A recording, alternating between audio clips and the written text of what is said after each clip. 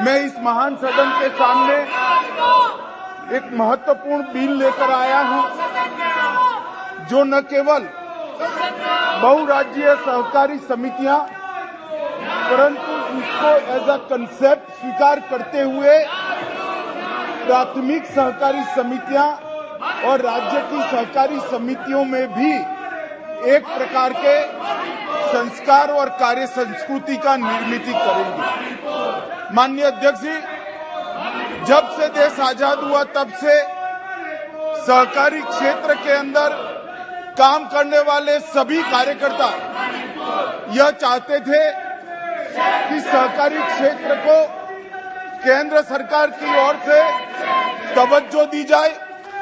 सहकारी क्षेत्र को तवज्जो देने के लिए भारत सरकार में सहकारिता मंत्रालय अलग बनाया जाए।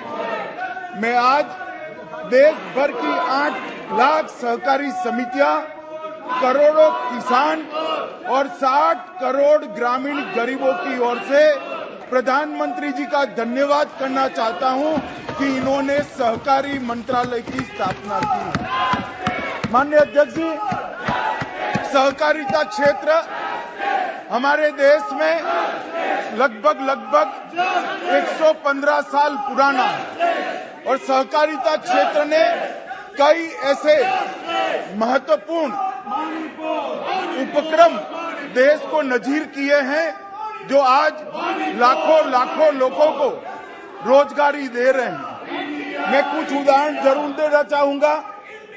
अमूल हमारा गुजरात का एक सहकारी उपक्रम जो दूध उत्पादकों का राज्य स्तर का फेडरेशन है, उसमें आज 36 लाख बहनें हर रोज दूध देकर 58,000 करोड़ रुपए का व्यापार करती है। और मैं इस बात पर भी सदन का ध्यान आकर्षित करना चाहता हूं कि 58,000 करोड़ का व्यापार वाला जो ये उपक्रम है, वो उपक्रम में किसी ने 100 रुपये से ज्यादा पूंजी नहीं लगाई है। सिर्फ 100 रुपयों की पूंजी से 58,000 करोड़ रुपए का उपक्रम बना है। इसी तरह से क्रिप्को पहले लिज्जत था। इस प्रकार कई बड़े बड़े उपक्रम देश में सहकारिता माध्यम से चले, परंतु विगत 75 साल में न सहकारिता आंदोलन पर कोई ध्यान दिया गया, न उसके कानूनों में पुनर्रचना का सार्वजनिक रूप से चर्चा हुआ, न देश की संसद में राष्ट्रीय स्तर पर और राज्य स्तर पर सहकारिता आंदोलन को बदलने के लिए मंथन किया गया।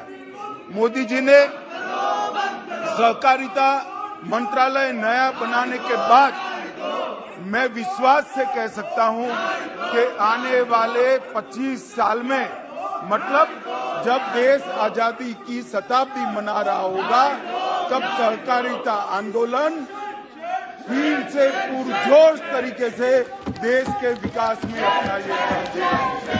माननीय अध्यक्ष, ये 2 साल में सहकारिता आंदोलन में आमूलचूल परिवर्तन करने का काम प्रधानमंत्री नरेंद्र मोदी जी के नेतृत्व में हुआ है। सबसे पहला काम पैक्स, जो पैक्स सहकारिता आंदोलन की आत्मा होती है, वो पैक्स को पुनर्जीवित करना, वो पैक्स को वायबल करना, पैक्स के अंदर पारदर्शिता लाना और पैक्स को बहुआयामी मल्टी डायमेंशनल बनाने के लिए ढेर सारे प्रयास किए हैं। अगर पैक्स में पारदर्शिता लानी है, पैक्स को आधुनिक बनाना है, तो उसकी सबसे पहली जरूरियत थी कि पैक्स का कंप्यूटराइजेशन किया जाए। माननीय अध्यक्ष जी, ये मंत्रालय बनने के बाद पहली कैबिनेट नोट मोदी जी ने हमारे मंत्रिमंडल में अप्रूव की। 63,000 पैक्स को 2500 करोड़ रुपया देकर संपूर्ण भारत के पैक्स का कंप्यूटराइजेशन करने का काम किया है। और मैं ये कहना चाहता हूं माननीय अध्यक्ष जी, पैक्स के कंप्यूटराइजेशन से पैक्स डिस्ट्रिक्ट कोऑपरेटिव बैंक के साथ जुड़ेंगे, स्टेट कोऑपरेटिव बैंक के साथ जुड़ेंगे, और साथ में नाबार्ड के साथ भी सीधा उनका जुड़ाव हो जाएगा। ऑडिट की प्रक्रिया संपूर्ण रूप से ऑनलाइन होगी और सिस्टम इंटीग्रेटर फाइनल होने के बाद पैक्स कई प्रकार के नए व्यवसायों में जुड़ेंगे, जिससे इसकी वायबिलिटी में बहुत बड़ा फायदा होना चाहिए। माननीय अध्यक्ष जी, हमने दूसरा काम किया, पैक्स के लिए एक मॉडल बायलॉज बनाकर सभी राज्यों को भेजा गया। जैसे पैक्स राज्य सरकार के सहकारिता कानून में आते हैं, परंतु सहकारिता मंत्रालय ने एक मॉडल कानून बनाया और सभी राज्यों को एडवाइजरी के रूप में भेजा। मुझे आनंद है कि बंगाल और केरल छोड़कर सभी राज्यों ने इसको स्वीकार कर लिया और आज देश भर के पैक्स एक ही कानून से मान्यवर चल रहे हैं। पैक्स अब डेयरी भी बन पाएंगे, पैक्स अब मछुआरा समिति भी बन पाएंगे और पैक्स ढेर सारे काम करेंगे। माननीय अध्यक्ष जी, हमने अब एफपीओ जो पहले private limited company, partnership company और प्रोप्राइटरशिप तक सीमित था, अब पैक्स एफपीओ का भी काम करेगा और 1100 पैक्स एफपीओ के नाम से रजिस्टर हो चुके हैं। माननीय अध्यक्ष जी, मोदी जी ने एक प्रकार से 13 करोड़ गरीबों को गैस का सिलेंडर दिया है। ढेर सारे सिलेंडर देने के कारण बहुत सारी वितरण करने वाली संस्थाओं की जरूरत खड़ी हुई है। अब पैक्स नए बायलॉज के हिसाब से एलपीजी का वितरण का काम भी पैक्स कर पाएंगे। माननीय अध्यक्ष जी, मोदी जी देश के 60 करोड़ गरीबों को प्रति माह प्रति व्यक्ति 5 किलो अनाज फ्री ऑफ कॉस्ट दे रहे हैं। इस रिटेल आउटलेट पर भी अब पैक्स का अधिकार होगा और पैक्स रिटेल आउटलेट भी कर पाएंगे। माननीय अध्यक्ष जी, नरेंद्र मोदी जी ने 60 करोड़ लोगों के लिए जेनरिक दवाइयों के दुकानें खोली है, जिसको जन औषधि केंद्र के नाम से पूरा देश जानता है। ये जन औषधि केंद्र पहले पैक्स नहीं चला पाते थे, अब पैक्स जन औषधि केंद्र भी चला पाएंगे। माननीय अध्यक्ष जी, रुपे क्रेडिट कार्ड पहले पैक्स और डिस्ट्रिक्ट कोऑपरेटिव बैंक के लिए नहीं था, अब विगत महीने जो निर्णय हुआ है, इससे रुपे क्रेडिट कार्ड और डेबिट कार्ड दोनों पैक्स के मेंबरों को दिए जाएंगे। माननीय अध्यक्ष जी, मोदी जी ने 60 करोड़ गरीबों के लिए हर घर में नल से जल का कार्यक्रम किया है। नल से जल तो पहुंचाएंगे, मगर ये यंत्रणा को अगर नियमित रूप से कोई मेंटेन नहीं करता है तो जल आपूर्ति आबाद तरीके से नहीं चल सकती है। जल आपूर्ति को आबाद तरीके से चलाना है तो एक पानी समिति चाहिए जो गांव की पानी की वितरण की व्यवस्था को मेंटेन करे। अब पैक्स ये पानी समिति बनकर वितरण व्यवस्था का भी काम करेंगे। माननीय अध्यक्ष जी, इसके साथ साथ पैक्स को हमने एक भंडारण क्षमता के साथ जोड़ने का भी काम किया है और पैक्स अब भंडारण का भी काम करेंगे। जो एफसीआई किराए पर लेगी तो गांव का अनाज गांव में ही भंडारण होगा और गांव में ही गरीब के घर में बिक्री होगा। तो इससे पैक्स को एक नए प्रकार की इनकम का फायदा होने वाला है। माननीय अध्यक्ष जी, गत बजट में मैं मोदी जी का बहुत बहुत धन्यवाद करना चाहता हूं कि मोदी जी ने सालों से सहकारिता के साथ अन्याय होता था, कोऑपरेटिव और कॉर्पोरेट दो टैक्स अलग थे।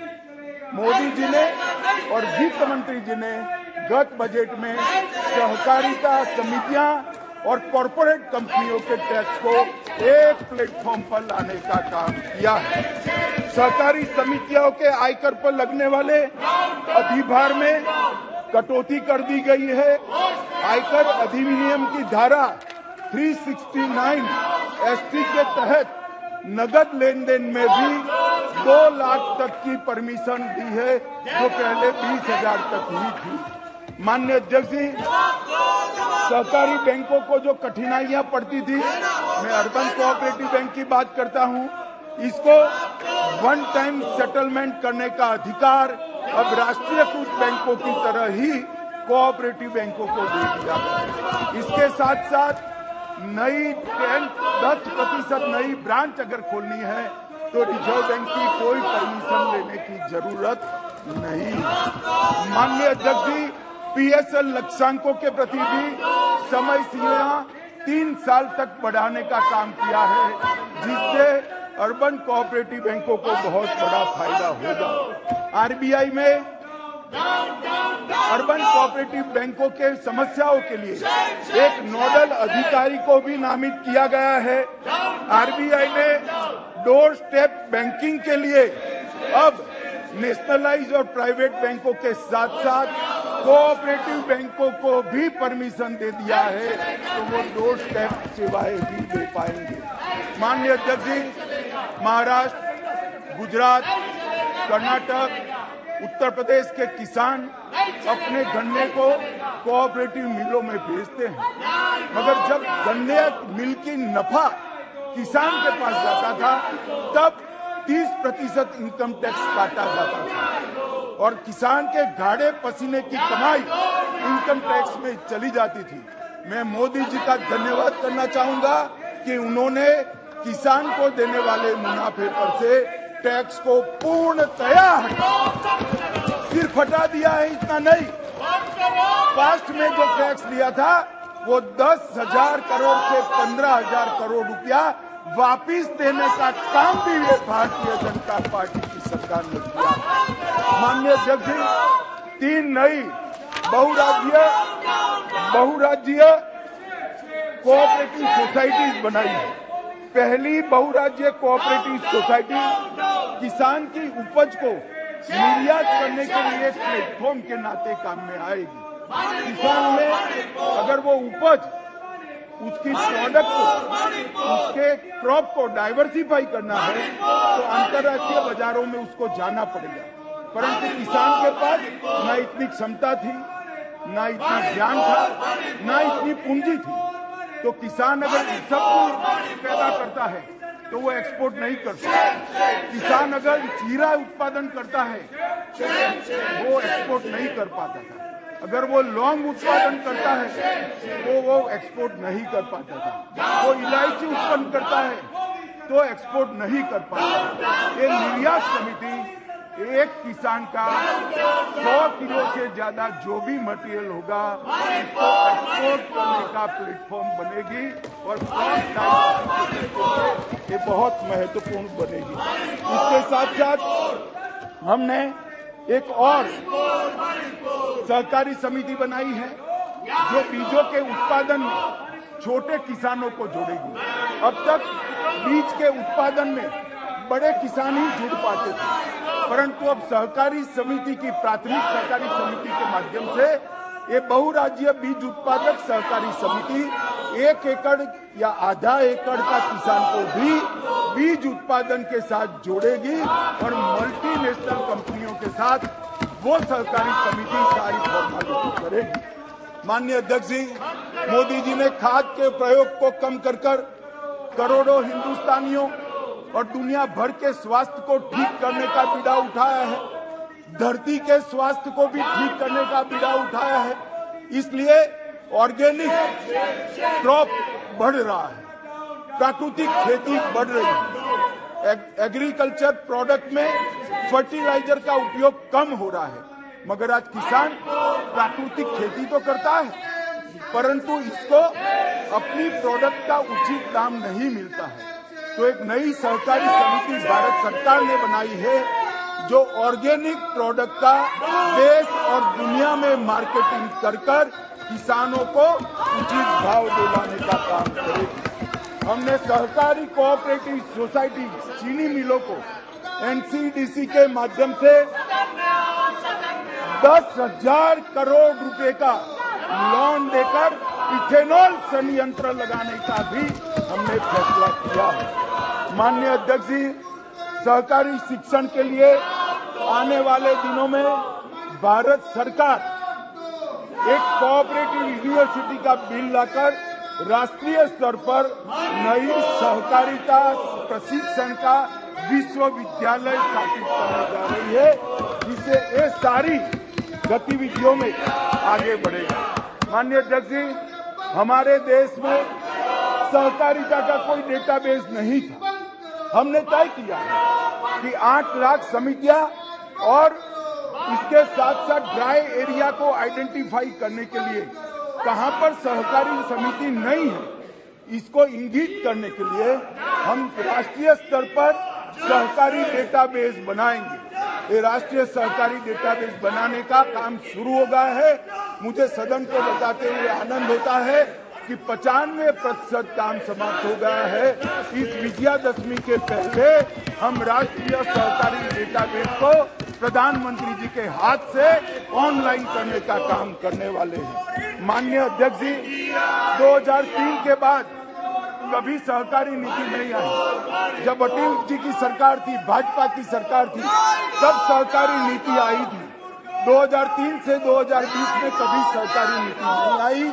हम विजयादशमी के पहले ज्यादा से ज्यादा दीपावली के पहले नई राष्ट्रीय सहकारी नीति भी लेकर आएंगे, जो आने वाले 25 साल का सहकारिता का मानचित्र समग्र देश और दुनिया के सामने रखेगा। माननीय अध्यक्ष जी, हमने केंद्रीय पंजीयन कार्यालय को कंप्यूटराइज करने का काम किया है और आज इस सबकी आगे की कड़ी में मैं आज का एक विधेयक लेकर आया हूं। वो विधेयक पर मैं आप बात करूंगा। माननीय अध्यक्ष जी,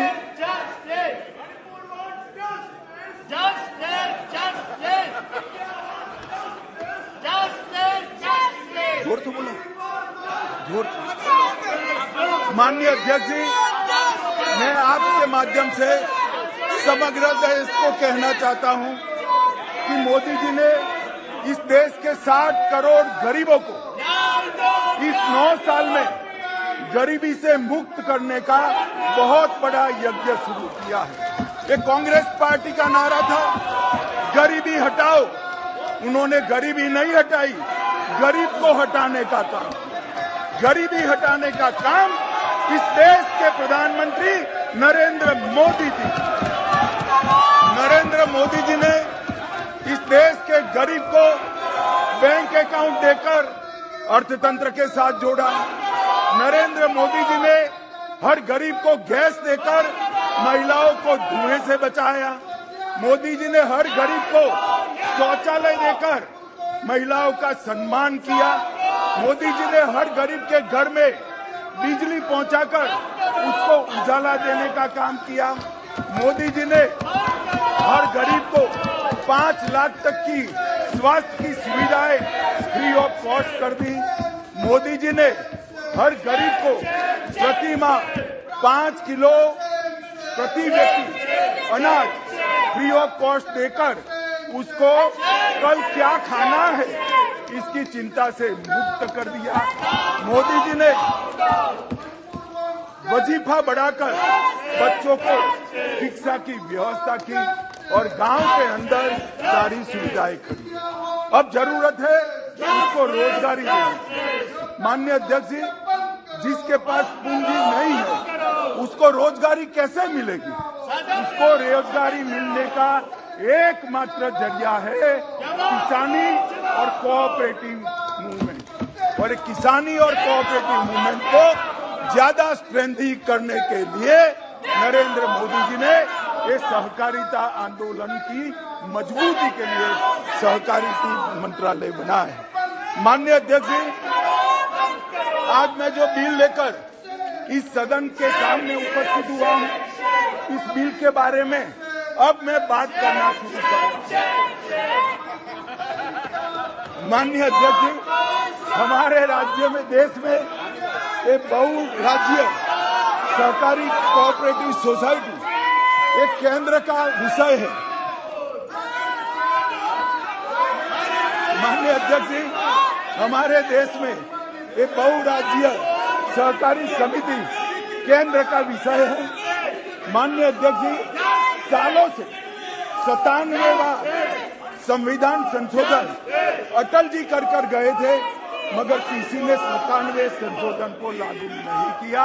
नरेंद्र मोदी जी ये मल्टी स्टेट कोऑपरेटिव सोसाइटी में पारदर्शिता, जवाबदेही और उसका मुनाफा बढ़े, इसलिए ये बिल को पारित किया है कैबिनेट में, जो आज मैं इस सदन के सामने लेकर आया।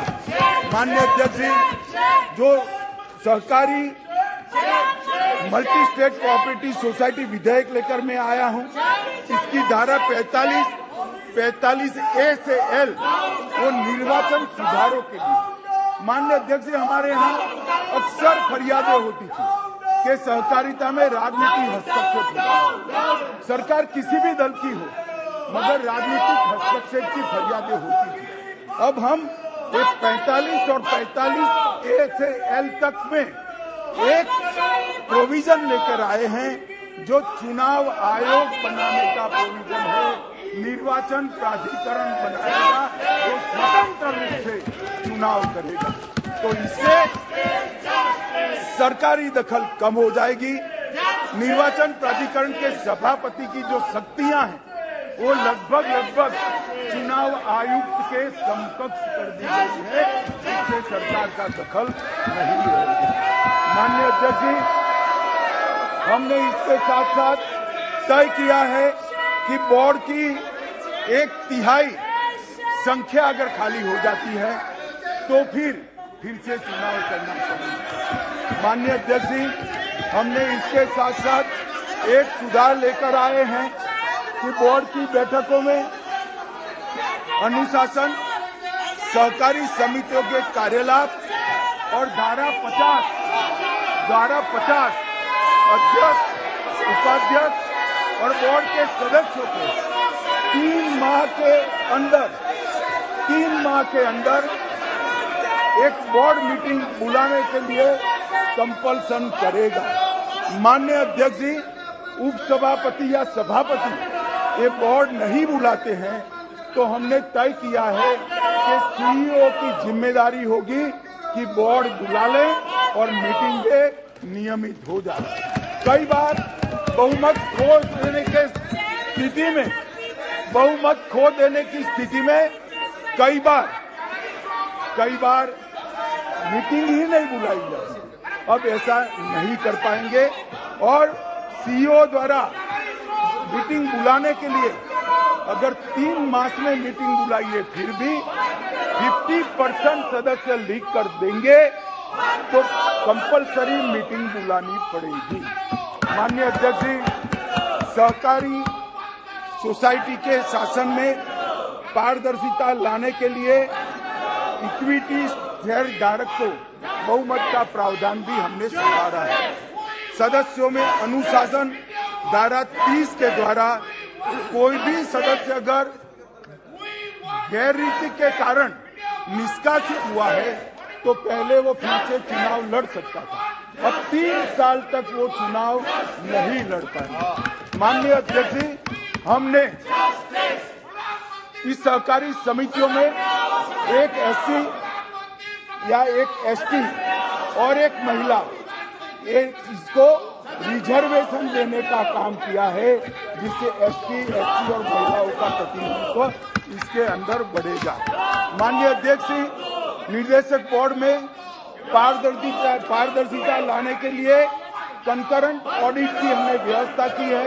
500 करोड़ से ज्यादा जिसका टर्नओवर है, वो सारी सहकारी समितियों को कंपलसरी कंकरेंट ऑडिटर रखना पड़ेगा और वो ऑडिटर आरबीआई की पैनल से ही रख पाएंगे। माननीय अध्यक्ष जी, विभिन्न संवैधानिक अपेक्षाओं का अनुपालन न करने के लिए अगर बोर्ड के मेंबर नहीं करते हैं तो धारा 43 से उसको बोर्ड के मेंबर रहने के लिए अयोग्य घोषित करना है। माननीय अध्यक्ष जी, मैं भी सहकारिता आंदोलन से जुड़ा हुआ हूं। सहकारिता आंदोलन में बहुत सारा आरोप लगता था कि जो लोग सहकारिता समिति चला रहे हैं, वही लोग अपने चाचा, मामा, चाचा का बेटा, भाई, साला, साली उसको नौकरी देते थे। अब हमने तय किया है कि कर्मचारियों की भर्ती की प्रक्रिया में किसी भी ब्लड रिलेशन नहीं, डिस्टेंस रिलेटिव को नौकरी नहीं दी जा पाएगी। माननीय अध्यक्ष जी, हमने संपरीक्षण और सदाचार और यौन उत्पीड़न के लिए एक कमेटी बनाने का भी प्रावधान किया है। हमने सूचना के अधिकार को भी इसके अंदर शामिल किया है, जिससे सूचना अधिकारी की अपॉइंटमेंट। माननीय अध्यक्ष जी, धारा 72(3)A में हमने रिजर्व बैंक के रेगुलर पैनल से ही सादा ऑडिटर और कंकरेंट ऑडिटर को रखने का प्रावधान किया है। माननीय अध्यक्ष जी, हमने पूंजी बढ़ाने के लिए भी कई सारे उपाय किए हैं। माननीय अध्यक्ष जी, मुझे पूरा भरोसा है कि बिल ये सदन के पारित करने के साथ ही देश के सहकारिता आंदोलन में एक नए युग की शुरुआत होगी और बहुत बड़ा परिवर्तन आने वाले दिनों में होगा। मैं समझ सकता हूं, अभी जो नारे लगा रहे हैं उनको ना सहकार में इंटरेस्ट है, ना सहकारिता में इंटरेस्ट, ना दलितों में इंटरेस्ट है, ना महिलाओं के कल्याण में इंटरेस्ट है। तो उनके नारे लगाना बहुत स्वाभाविक है। मगर मैं फिर से कहना चाहता हूं, मैंने आज दोनों सदन के विपक्ष के नेता को पत्र लिखा है कि कितनी भी लंबी चर्चा के लिए मैं तैयार हूं। सरकार को कोई डर नहीं है। चर्चा जिसको करनी है मणिपुर पर, वो चर्चा करने हमें कुछ छुपाना नहीं है। हमने दोनों विपक्ष के नेताओं को मैंने आज पत्र लिखा है। मैं कहता हूं कि जनता आपको देख रही है, चुनाव में जाना है, जनता के खौफ को ध्यान में रखे और मणिपुर जैसे संवेदनशील इश्यू पर चर्चा के लिए उचित माहौल सदन में बनाइए, ऐसी मेरी विनंती है। आपका धन्यवाद। प्रश्न ये है कि विधेयक पर विचार किया जाए। जो सदस्य इसके पक्ष में हाँ गए हैं, जो सदस्य विरोध में ना गए हैं, मेरे विचार में निर्णय हाँ वालों के पक्ष में हुआ। विधेयक पर विचार करने हेतु प्रस्ताव को स्वीकृत किया गया।